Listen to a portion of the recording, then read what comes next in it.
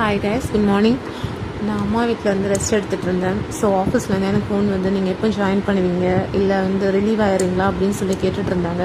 So எனக்கு வந்து job வேணும், வேலை போயிடுச்சுன்னா ரொம்ப கஷ்டமாகும் அப்படின்னு சொல்லிட்டு நான் ஜாயின் பண்ணிட்டேன். ஆனால் எனக்கு ஹெல்த் கண்டிஷன் முடியல, இருந்தாலும் நான் வந்து ஜாயின் பண்ணிட்டேன். பட் அங்கே போய் ஜாயின் பண்ணதுக்கப்புறம் எனக்கு ஒன் டே தான் நான் போனேன். வீட்டுக்கு வந்து திடீர்னு கேபில் தான் நான் போயிட்டு வந்தேன். வீட்டுக்கு வந்ததுக்கப்புறம் பார்த்திங்க அப்படின்னா எனக்கு ஒரே வாமிட்டிங் வந்தது. கடைசியில் வந்து பார்த்திங்க அப்படின்னா வாமிட் பண்ணி அதில் பிளட் வந்துடுச்சு. ஸோ அடுத்து நான் டாக்டர்கிட்ட வந்து போனேன். டாக்டர் வந்து எனக்கு என்ன சொன்னாங்கன்னா, இதுக்கு மேலே வந்து அந்த வாமிட் ஏன் வருது, என்ன ரீசன், என்னென்ன அசிடிட்டி, ஒருவேளை அல்சர் அப்படி இருக்கும் சொல்லி தான் வந்து எனக்கு வந்து இந்த மெடிசன் கொடுத்தாங்க. பட் அதுலேயும் சரியாகலை. ஸோ எதுக்காக வாமிட் வருது அப்படின்ட்டு வந்து எண்டோஸ்கோப்பி விட்டு தான் நம்ம பார்க்க முடியும் அப்படின்னு சொல்லிட்டாங்க. ஸோ அதில் தான் நமக்கு ஓரளவுக்கு கிளியராக தெரியும் அப்படின்னு சொல்லிட்டாங்க.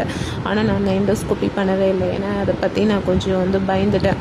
ஏன்னா கொஞ்சம் சில பேர் வந்து அது கொஞ்சம் பயமுறுத்திட்டாங்க. ஸோ அதனால் நான் அது பண்ணலை.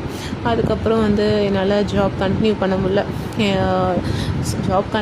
முடியல. அப்படின்றத விட நான் லீவ் எடுத்துட்டேன். என்னால் பிளட் வாமிட்லாம் வந்த பிறகு ரொம்ப நான் டயர்டாகி ரொம்ப ஒரு மாதிரி ஆன்சைட்டி அதிகமாகிடுச்சு. எனக்கு ஆன்சைட்டினால என்னால் எதுவுமே பண்ண முடியல. அதனால் ஜாப்லேருந்து அவங்களே என்னை தூக்கிட்டாங்க. நீங்கள் ரொம்ப லீவ் போடுறீங்க அப்படின்னு சொல்லிட்டு அவங்களே என்னை வந்து ஜாப்லேருந்து எடுத்துட்டாங்க.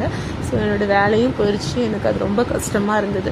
அதே டைம் வந்து எனக்கு அந்த உடம்பையும் எப்படி சரி பண்ணுறது, நமக்கு என்ன ஆச்சு ஏதாச்சு ஒன்றுமே புரியலையே அப்படின்ற ஒரு நிலைமையிலே இருந்தேன். நான் கடைசி வரைக்குமே அதுக்கு வந்து ட்ரீட்மெண்ட் எடுக்கவே இல்லை. ஸோ நான் வந்து என்னெல்லாம் ஃபாலோ பண்ணி என்ன நான் சரி பண்ணி கொண்டு வந்தேன் அப்படின்ட்டு நான் அடுத்த வீடியோவில் உங்களுக்கு கண்டிப்பாக ஷேர் பண்ணுறேன். என்னடா ப்ரெக்னென்சி லைஃப் ஸ்டோரி பற்றி சொல்கிறேன்ட்டு இதெல்லாம் சொல்கிறாங்க, இதெல்லாம் ப்ரெக்னென்சி லைஃப் ஸ்டோரியா அப்படின்னு நினைக்காதீங்க. ஸோ இதுக்கப்புறம் தான் வந்து தேர்ட் ப்ரெக்னென்சி கன்ஃபார்ம் ஆச்சு. அதனால தான் நான் இந்த வீடியோ உங்களுக்கு ஷேர் பண்ணுறேன்.